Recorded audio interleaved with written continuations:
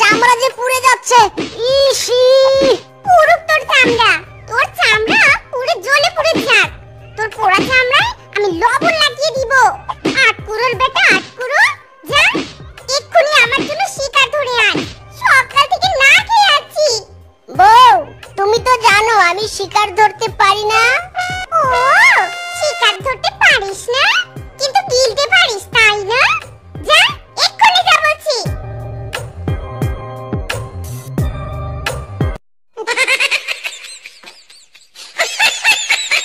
ওরে বাবা রে, বউ এমন জোরে লেজটা টানলো রে, আর একটু হলেই তো লেজটা আমার দুই ভাগ হয়ে যেত।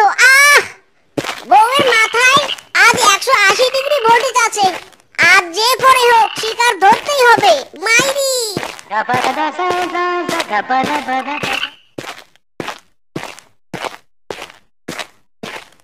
এই তো একটা শিকার পেয়েছি। এই হরিণী, তুই প্রস্তুত হ। এবার তোকে আমি আক্রমণ করব। কি বোকা শিয়াল রে বাবা, এই বোকা শিয়ালে, তুই কি জানিস না শিকার চুপি চুপি ধরতে হয়?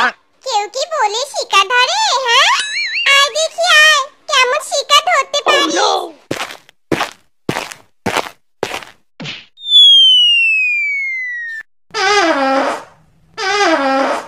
ওরে বাবা রে, হরিণীর একটা গুঁতো খেয়ে যে পাদ মেরে দিলাম। শোন, তোর মতো বোকা শিয়াল কখনো শিকার ধরতে পারবে না। তুই বরং চুরি করা শিখে নে, সেটাই ভালো হবে তোর জন্য।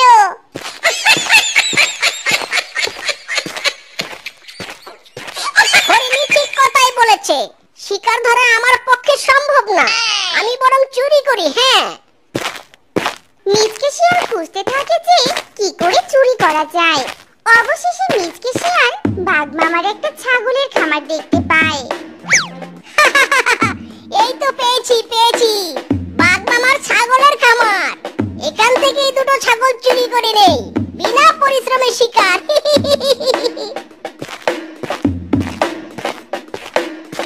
এই হারামজাদা, তোর তো দেখি কলিজা 500 সেন্টিমিটার।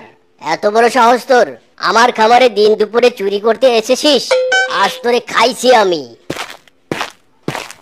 ও বাঘ মামা, এবারের মতো মাফ করে দাও। তোমার পায়ে ধরি, হাতে ধরি, ক্ষমা করো। আমাকে আর মেরো না। উফ, খুব লাগছে তো। ওরে, খুব লাগছে। আরো চুরি করবি? বল, করবি? না, আর চুরি করব না। এই যে কান ধরেছি, দয়া করে ছেড়ে দাও মাইরি। আচ্ছা, এই বেটা চোরের কাছে যদি আমার এতিম শিয়ালিনী ভাগ্নিকে গচাতে পারি তাহলে কেমন হয়? ভালোই হবে, আমার টাকাগুলো বেঁচে যাবে। এই বেটা শোন, তোকে ছেড়ে দেব, তবে আমার একটা শর্ত আছে। হ্যাঁ বলো, কি শর্ত মামা? আমি তোমার সব শর্ত মেনে নেব, তবু আমায় ছেড়ে দাও মাইরি। আজ সকাল থেকেই কেলানি খাচ্ছি। মাইরি বলছি, মাইরি। আমার ভাগ্নি রূপা শিয়ালিনীকে বিয়ে করতে হবে। আবার বিয়ে? বাঘ মামা, আমার তো বউ আছে। একটা বউয়ের জ্বালাই সহ্য করতে পারি না, আবার একটা বিয়ে? আমি অত কিছু জানি না, বিয়ে করলে প্রাণে বাঁচতে পারবি, আর না হলে তোকে আমি পুলিশে দেব। মিচকে বাঘ মামার কথার চিপায় পড়ে যায়। বাধ্য হয়ে মিচকে বাঘ মামার ভাগ্নি রূপা শিয়ালিনীকে বিয়ে করতে রাজি হয়ে যায়।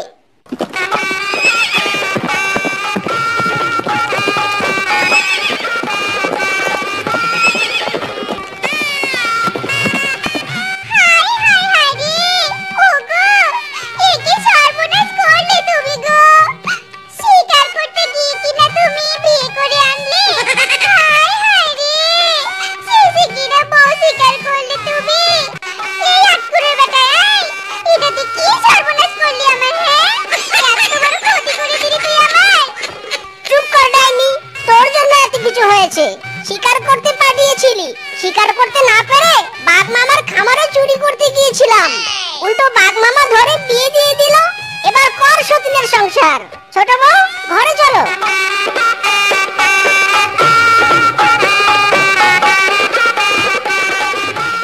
দিদি, দিদি, আমার জন্য চা নিয়ে আসো। কেন রে, তুই কি ল্যাংড়া খুড়ো? তোর হাত পা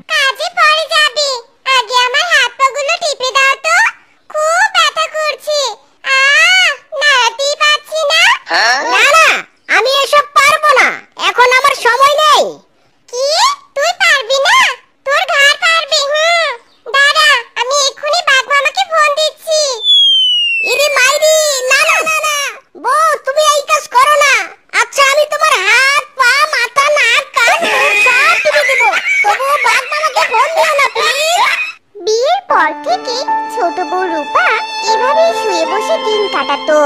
আর মিচকে ও শেফা শিয়ালিনীকে দিয়ে সব কাজ করিয়ে নিত।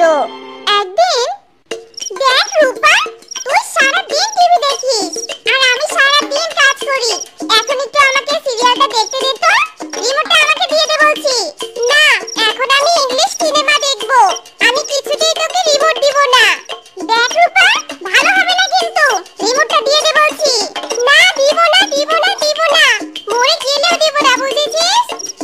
দুই বউ রিমোট নিয়ে এভাবেই টানাটানি শুরু করে দেয়। এদিকে মিচকে ঘরে ঘুমাচ্ছিল।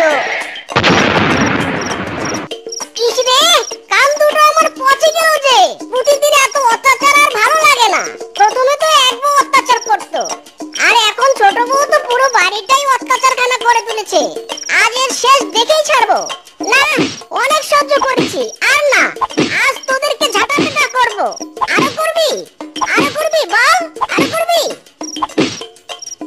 শালার বেটা, তুই আমার শরীরে ঝাঁটা তুললি। দাঁড়া, আমি এক্ষুনি বাপ মামাকে ফোন করছি। আর ডাকছি এখানে। Oh no! হারামজাদি, তুই আবার ভয় দেখাচ্ছিস বাপ মামার? দাঁড়া।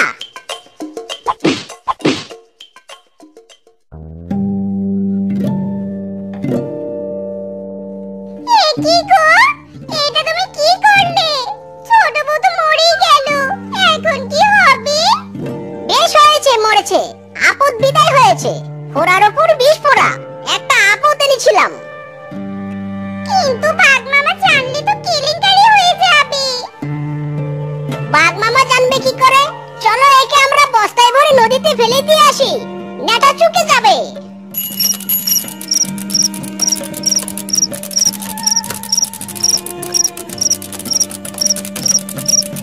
বউ, এবার থেকে আমি কাজ করে খাবো, চুরি চামারি কিচ্ছু করবো না, বুঝেছো?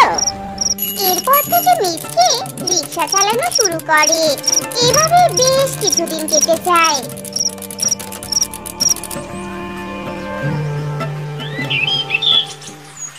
এদিকে রূপার অপমৃত্যুতে রূপার অতৃপ্ত আত্মা ফিরে আসে।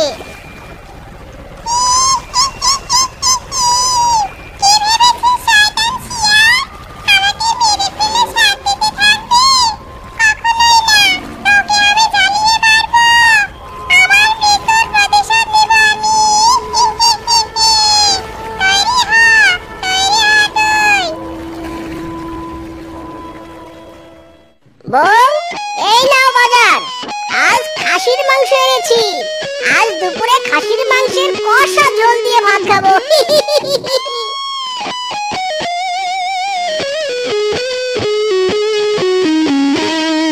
ওগো, তুমি এখানে খাসির মাংস কোথায় পেলে? হ্যাঁ, ব্যাগের ভিতর তো গোবর। আমার তো বমি পাচ্ছে। বলো কি, গোবর কোথা থেকে এলো? আমি তো খাসির মাংস এনেছিলাম। ওরে আটকুরের বেটা রে, আমার সাথে চলো না। দাঁড়া, তোকে দেখাচ্ছি মজা। খা, এখন তোর গোবর তুই খা।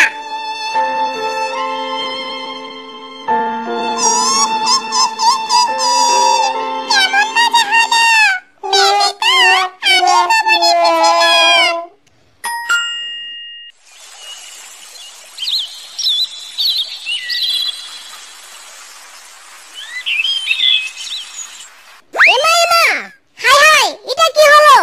আমার রিকশার একটা চাকা কোথায় গেল?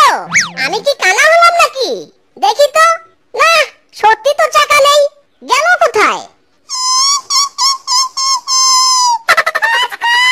চাকা তো পাবি না, কারণ তোর চাকা যে আমার কাছে। গাড়ি চলে না, চলে না, চলে না রে, গাড়ি চলে না। এভাবে রূপা শিয়ালিনীর আত্মা শিয়ালকে প্রতিদিন জব্দ করতে থাকে। একদিন, জানো বানর দিদি, কদিন থেকে আমার সাথে কেমন আজব আজব ঘটনা ঘটছে। এসবের কিছুই বুঝতে পারছি না মাইরি, কি যে হচ্ছে।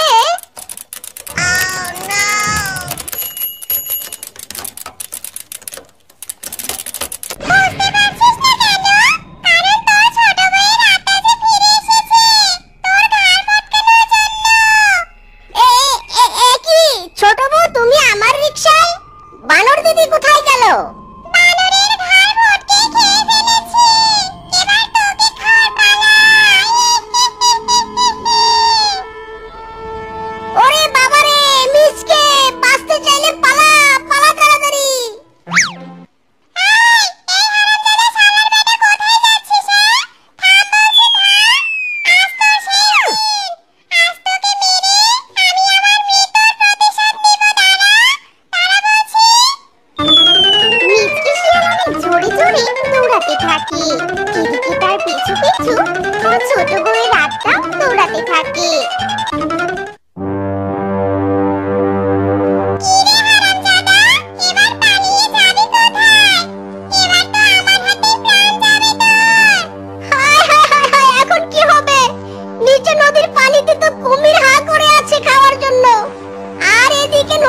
ছোট